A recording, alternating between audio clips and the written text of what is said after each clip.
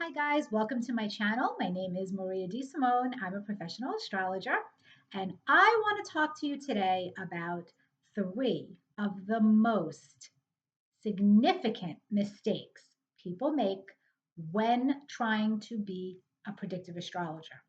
The three major mistakes that I see over and over again that astrology students make, that even professional astrologers make, that are limiting you from being the most accurate predictive astrologer possible. So, before I get into these three major common mistakes, I want to let you guys know that I am teaching a transits class. Registration is now open. This actually is one of the most popular classes I teach at my astrology school. So if you would like to register for this class, please go to insightfulastrology.com. Early bird registration saves you $50 off of tuition until March 25th. This class begins on April 6th. All of my classes are personalized using students' birth charts in the lesson plans and in your homework assignments. I want to take a minute to tell you how unique this transits class is and why it's so popular. This class, once you register for the class, I email all of the students before I send out your packets and your Zoom link and everything. And I say, all right, give me an event in your past, a major life event that you experienced. I want the exact date of that event. And we actually use that event in our lessons and in homework assignments because the best way to learn how to predict the future is by first looking at the past and starting to really see how these cycles come to life. And so that is one thing that everybody gets to do in my class, which is so much fun. People love that. And also, I use your charts and we do a 1 year ahead prediction for everybody. Now, I'm not going to make all of your 1 year ahead predictions. I'm going to teach you how to do this.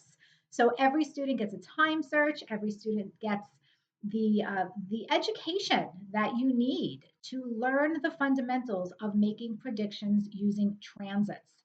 And of course, transits are not the only predictive system, but transits happens to be the one predictive system that every single astrologer learns first, regardless of your background, regardless of what you're most interested in.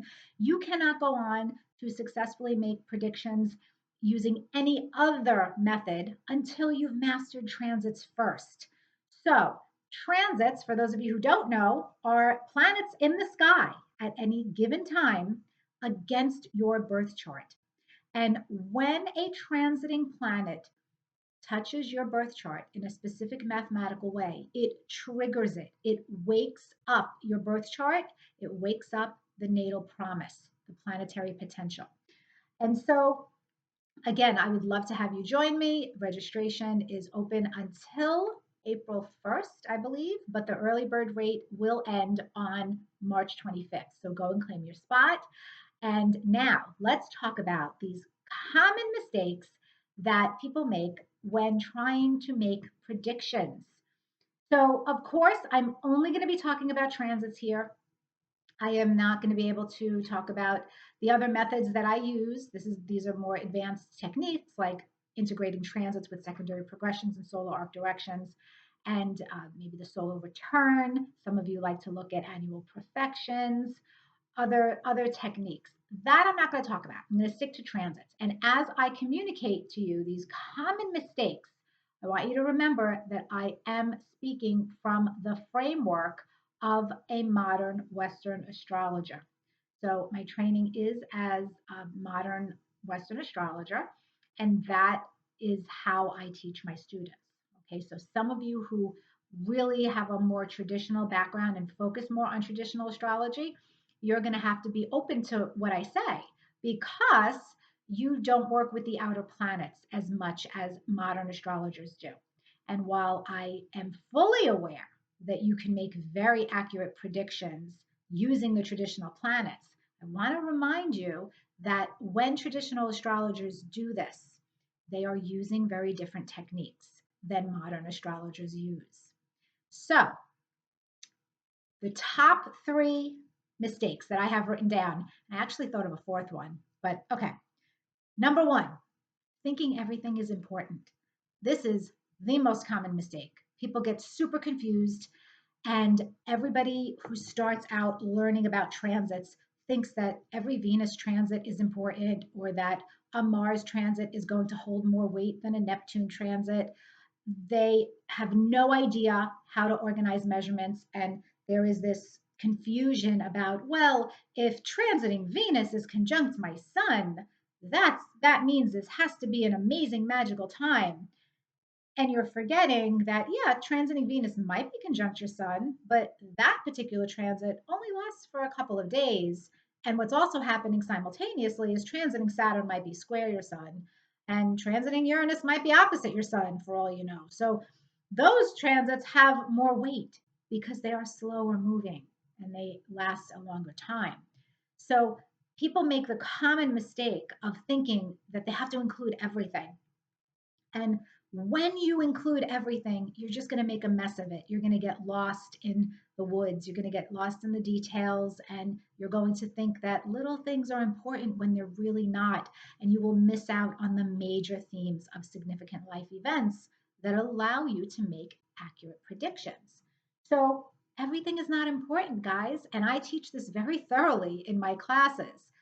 I teach you how to organize your measurements. So the number one mistake is astrologers or astrology students aren't correctly organizing their measurements. And obviously, I'm not saying that this is what's happening for every professional astrologer out there. I'm sure that they have studied very well, but these are common mistakes that I find my students make or that people coming to me wanting to learn astrology assume before they learn the techniques.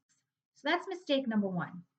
I can't get into in this video how to organize the measurements. That is what I teach in my classes, starting with the transits class, which is happening soon. And then after that would be secondary progressions and solar arc directions. That's my master class, tying it all together. But understand that you have to organize your measurements. You have to have a formula. You have to have a way, a cohesive way of organizing measurements in order to be accurate.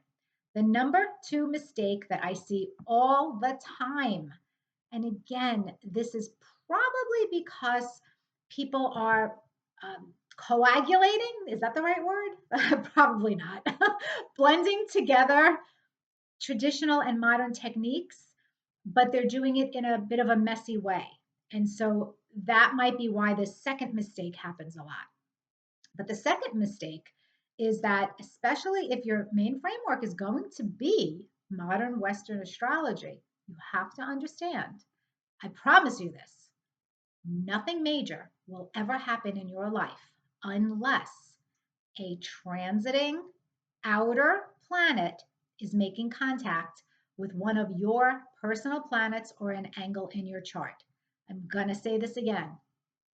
Nothing major will happen in your life unless a transiting outer planet, Saturn, Uranus, Neptune, Pluto, is making contact to one of your personal planets, Sun, Moon, Mercury, Venus, Mars, sometimes Jupiter, or an angle in your chart.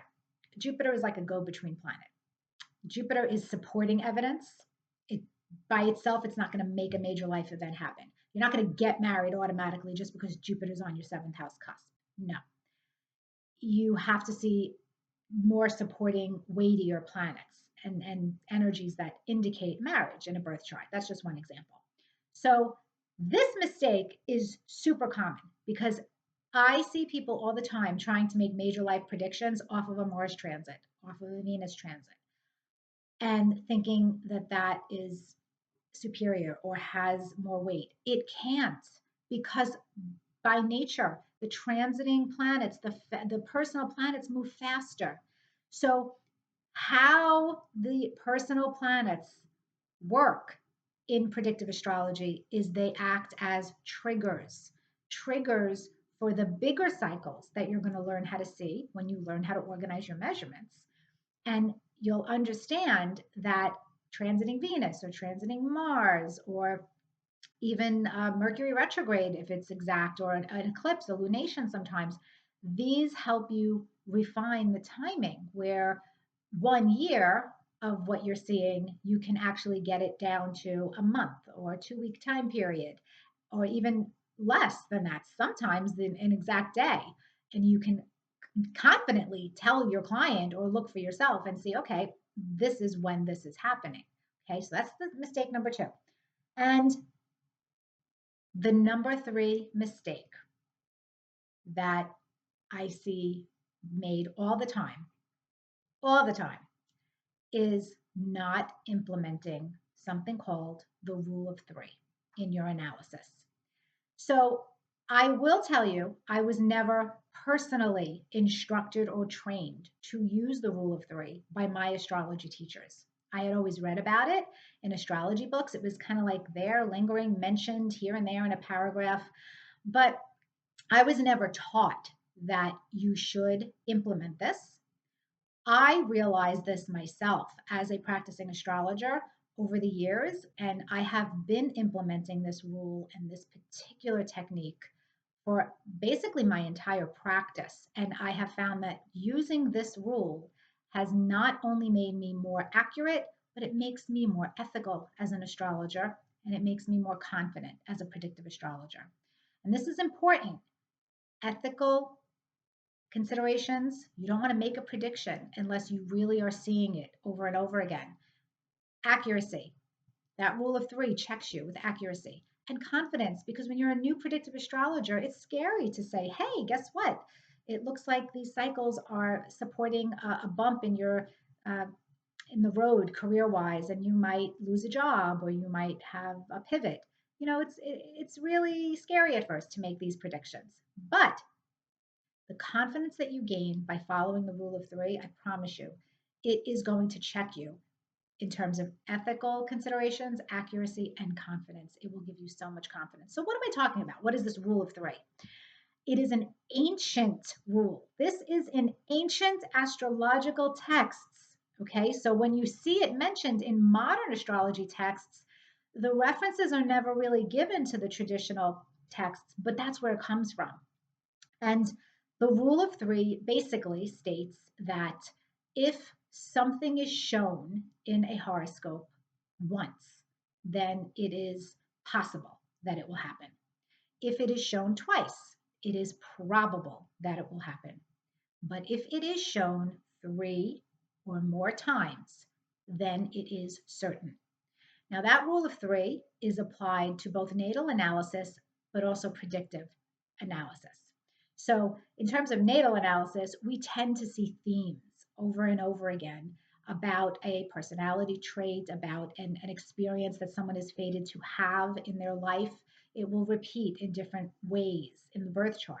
So, that's what they're talking about in terms of natal analysis. But in terms of predictive astrology, you are not going to make a major life prediction for anybody unless that rule of three has been fulfilled. And I teach this very carefully to my students.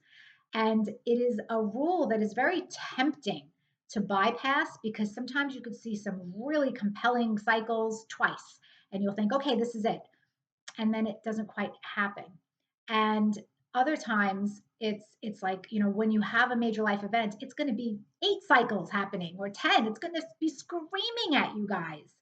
So this rule of three is super important to look at. But again, I was never taught this rule of three, and most astrologers don't teach this. I teach you how to implement the rule of three because as part of my teachings, I teach you how to organize measurements. And so I'm going to teach you which measurements count towards this rule of three that you're going to be using and which measurements do not.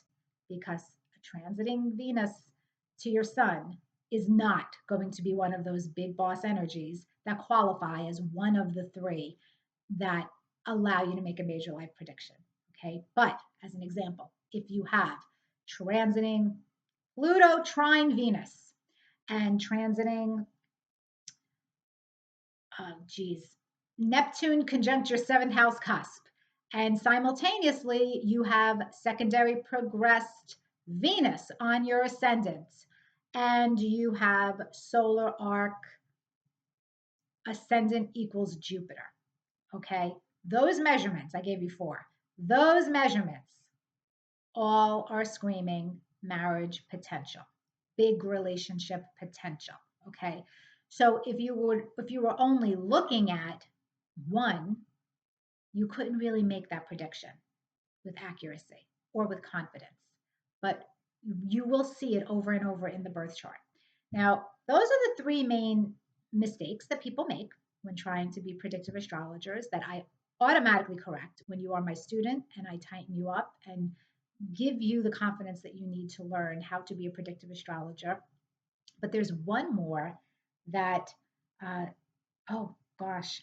So ignoring the little, oh my gosh, I feel like I can tell you a bunch actually. I should probably stop this video because it's going to get too long. And I could just honestly go on and on. But again, if you are interested in exploring learning how to work with transits, which is the first step in predictive astrology, I definitely encourage you to visit my website and register for the class. The prerequisite is you must already know how to read a horoscope up through aspect analysis. So, in a birth chart, you absolutely must understand aspects in a birth chart in order to take the transits class. You're not ready to learn predictive astrology until you have studied natal astrology enough and you're comfortable enough with natal astrology. And so, I will leave you with a fourth tip and a fourth mistake. People forget to look at the natal promise when making predictions. If it's not promised as potential in your horoscope, I don't care what cycles are happening in the sky, it's probably not going to happen. So that's something else that we explore in our classes together. So I hope that you decide to join me. Thank you for listening and watching. If you enjoyed this video, this content, I'd appreciate it if you give it a thumbs up. And of course, subscribe to my channel if you are not already for more astrology video content. And I will see you soon.